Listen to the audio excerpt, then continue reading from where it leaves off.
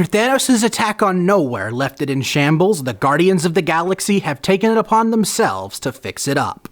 Just when everyone was getting settled in, a mysterious gold guy invades and leaves one of the Guardians in critical condition. Not wanting their friend to die, the team sets out quickly to find a cure. However, they may have bitten off more than they can chew, as this mission will lead them to one of the darkest corners of the galaxy they've encountered, as they learn the tragic story of the team's most abrasive member. This is Guardians of the Galaxy, Volume 3.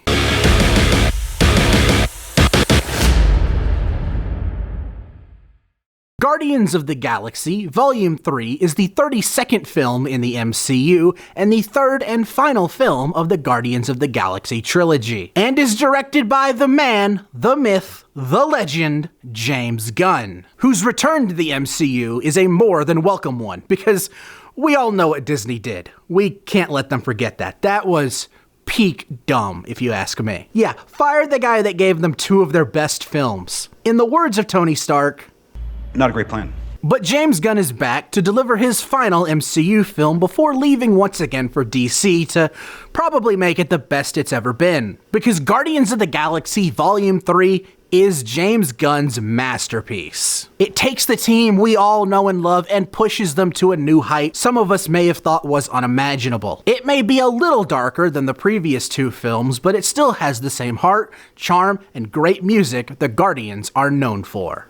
This film includes the best performances the entire cast of the Guardians have given to date. Chris Pratt, Dave Bautista, Karen Gillan, and Pom Klementieff are phenomenal as their respective characters. Star-Lord, Drax, Nebula, and Mantis are phenomenal characters, and the performance given to them are top of the line. They are extremely unique characters, and they bounce off of each other so well. But this film is centered around one Guardian, and one Guardian in particular, and that's Bradley Cooper's Rocket. But Bradley Cooper is not alone when bringing Rocket to life this time, nor has he ever been. In case you didn't know, Sean Gunn, James Gunn's brother, does the motion capture for Rocket, but in this film, he gives Rocket a little bit more. And frankly, he does a phenomenal job, as he does when playing his own character, Kraglin. But between the amazing performances given by Bradley Cooper and Sean Gunn equally, Rocket is a phenomenal character. The way Rocket's story is told is a thing of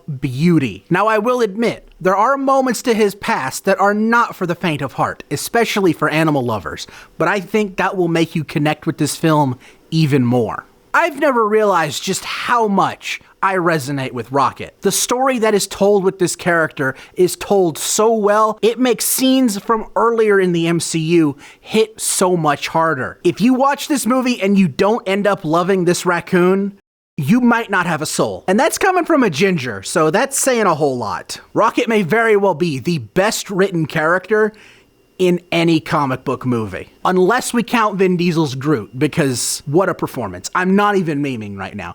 I think Vin Diesel's Groot is so good. The Guardians of the Galaxy movies are better movies about family than the Fast and the Furious films. And one of the key parts into making Rocket's tragic backstory so impactful was the amazing performance given by Chakudi Iwuji as the High Evolutionary. Just recently in my Sisu review, I was talking about villains you just hate. And the High Evolutionary is yet another perfect example of villains you can only just hate. This guy is without a doubt the biggest scumbag in the MCU, and Chakudi Iwuji is tremendous as this character. This is top tier Marvel villain for me. I would go as far as to say I think he had a bigger impact in this movie than Kang did in Quantumania. And Kang was awesome, don't get me wrong, but man, what a villain. As I mentioned, this film is not for the faint of heart at times, because there are a lot of moments where James Gunn pushes that PG-13 rating. From Rocket's backstory to even some moments in the present day, it's one of the more dark MCU films. And this film does something that the MCU has never done before, and it made me so happy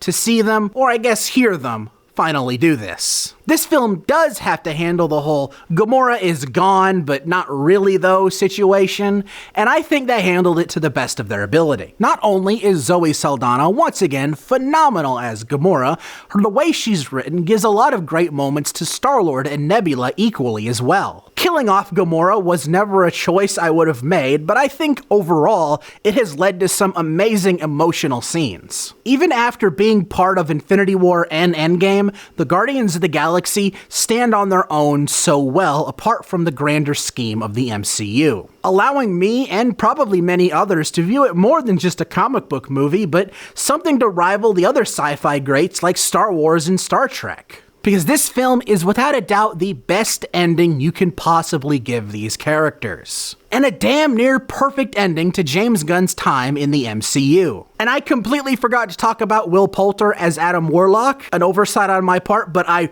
really enjoyed that character. He's a character that I cannot wait to see get fleshed out more in the MCU. He is definitely maybe not what people are expecting, but I think that just gives him so much more room to grow and be a great character throughout the MCU. But I adored everything about this film. It is the perfect final film for characters I hold so deeply to my heart. It takes everything I love about the Guardians of the Galaxy and takes it to new heights. It's an emotionally bearing film, but it's one that is told with such grace and expertise. But for as intense and emotionally heavy as this film can be, it still has all of the charm and heart and fun you've come to expect from the Guardians of the Galaxy. With the inclusion of some really weird and interesting locations, some amazingly weird and awesome comic book characters, and the trademark music James Gunn always delivers on, I can guarantee you this is the movie that will remind you why you love the MCU. Do I think the Guardians of the Galaxy trilogy is the best trilogy in the MCU? No, but mainly because I don't think the best trilogy in the MCU exists. A good trilogy kind of indicates that you need 3 films, and that's it. The MCU doesn't really have that luxury, but I think that's something that they bit the bullet on pretty quickly. I know it's only May, but I am deeply sorry to any film that comes after this movie because this is your bar now. So... Fuck you, fuck you, fuck you. You're cool. And fuck you, I'm out. I'm sorry. I hope you all enjoyed this review, and if you did, please consider hitting that like button, and if you want to see more, hit that subscribe button and ring that bell to be notified when my next review drops. Oh, and by the way, check out the website. Until next time, I'm Quentin Dunaway, hoping you will keep it cinematic.